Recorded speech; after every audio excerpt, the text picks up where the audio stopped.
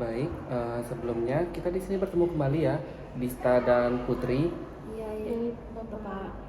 Baik, di sini Bapak mengucapkan selamat siang kepada kalian. Pastinya kalian udah kenal dong dengan Bapak ya. Di sini Bapak bernama Wisaka. Di sini Bapak merupakan konselor kalian, yang dimana Bapak di sini akan melakukan konseling kelompok. Di sini kabar kalian baik-baik saja untuk siang ini? Baik, Bapak. Baik, syukur ya kalau baik. Kalau maka dari itu untuk kesepakatan waktunya kita di sini 10 menit saja, bagaimana? Siap, Bapak.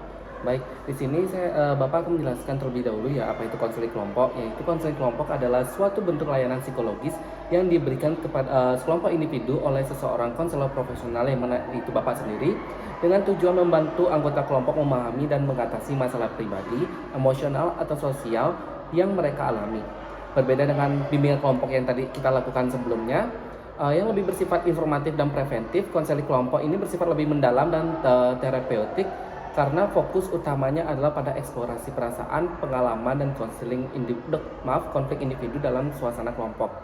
Yang dimana konselor di sini yaitu Bapak berperan sebagai fasilitator sekaligus pengarah konseling, menjaga agar komunikasi berlangsung sehat, aman, dan produktif. Yang dimana layanan ini bermanfaat juga untuk meningkatkan kesadaran diri dan empati kalian. Lalu di sini juga kalian tidak usah cemas. Di sini tetap ada asas kerahasiaan yang dimana semua yang kalian sampaikan, yang kalian utarakan pada siang ini tidak akan disebarkan luaskan oleh Bapak sendiri maupun anggota kelompok yang lain.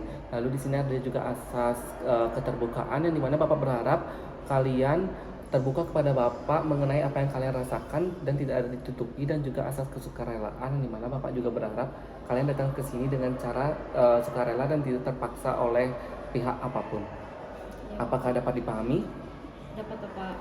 Baik, di sini langsung saja Bapak mereview sedikit ya mengenai apa yang kalian alami pada bimbingan kelompok sebelumnya. Di sini alasan Bapak memilih kalian itu karena menurut Bapak masalah kalian itu kompleks mengenai kecemasan akademik, yang dimana Putri yaitu insecure atau minder dengan teman-temannya yang nilainya lebih bagus daripada Putri, sehingga Putri sering merasa kecil diri. Lalu Putri juga merasa ketika sebelum ujian Putri merasa keringat dingin, mual, dan pusing karena cemas mengenai apa yang akan keluar di soal ujian tersebut. Lalu Putri juga mengalami kecemasan akademik, mengalami gejala kecemasan akademik, yang dimana gejala ini juga muncul pada setelah Putri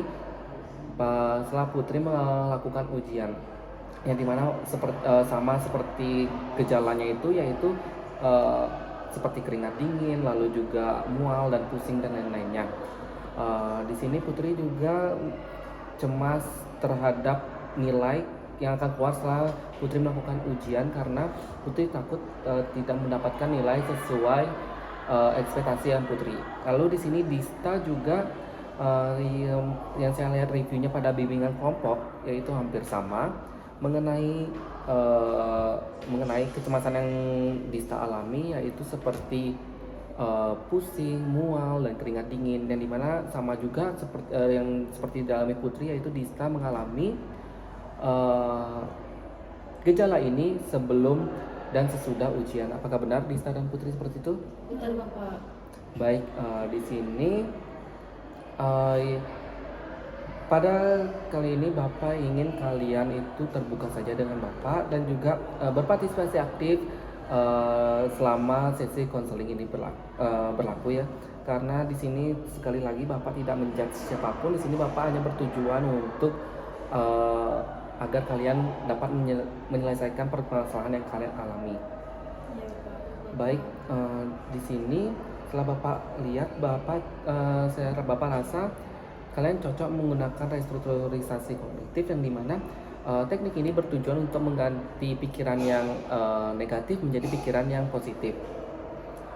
Di sini mungkin bisa dijelaskan pikiran negatif yang Dista dan Putri alami. Mungkin dari Dista dulu. Kalau saya tuh stres akademik karena saya kurang bisa fokus dalam belajar dan saya selalu pergi gitu, Bapak. Baik, berarti pikiran negatif yang Dista alami itu sulit fokus ya pikirannya Dista. Lalu untuk Putri? Kalau saya itu merasakan cemas karena saya itu merasa kalau nilai saya atau nilai akademik saya itu jauh di bawah dari teman-teman yang lain. Saya merasa kalau saya itu nggak sebanding sama teman-teman saya yang lain, jadi saya ngerasa insecure gitu loh kalau berhadapan dengan ujian, karena saya tahu pasti nilai saya itu nggak sebanding sama teman-teman yang lain. Baik, berarti secara tidak langsung Putri ini memiliki pikiran negatif yang merasa kecil diri ya, tidak mampu mengikuti teman-teman yang lain. Oke, baik. Untuk dari itu, di sini karena kita menggunakan teknik restrukturisasi kognitif, Bapak ingin kalian semua pejamkan mata kalian, lalu pikirkan semua yang kalian pikirkan seperti saya pasti gagal, lalu saya akan lalu pikiran lain-lainnya seperti saya tidak akan mendapatkan nilai bagus, dan dengan menggantinya menjadi saya akan berusaha sebaik mungkin dan belajar dari prosesnya. Apakah bisa? Bisa Bapak. Baik, sekarang pejamkan mata kalian. Lalu pikirkan kalau kalian sudah bisa mengganti pikiran negatif kalian. Baik, jika sudah boleh kalian buka mata kalian. Apakah kalian merasa pikiran negatif kalian sudah mulai berkurang? Belum Bapak. Udah Bapak. Baik, berarti Dista sudah berkurang ya kecemasan, pikiran negatif mengenai kecemasan akademiknya. Iya. Sedangkan apakah Putri belum? Belum Bapak, saya masih merasakan ada pikiran negatif. Baik, karena waktu juga sudah menunjukkan selesai, dan juga tahap yang terakhir yaitu sudah akan tahap pengakhiran akan segera dilakukan. Maka dari itu di sini Bapak ingin memberikan feedback kepada kalian, yang dimana Bapak ingin terima kasih kali kepada kalian karena kalian sudah terbuka dengan Bapak mengenai apa yang kalian rasakan, apa yang kalian pikirkan dan lain-lainnya sebagainya. Lalu di sini untuk selanjutnya di sini Bapak akan memilih salah satu dari kalian untuk melakukan konseling individu, yang dimana seperti namanya konseling individu, yang dimana akan dilakukan hanya oleh satu orang. Nanti Bapak akan pilih dan Bapak juga akan hubungi orangnya. Apakah dari kalian berdua bersedia jika Bapak memilih salah satu dari kalian? Bersedia Bapak. Baik, maka dari itu karena tahap selesai, apa kalian ada yang ingin dipertanyakan? Tidak ada Bapak.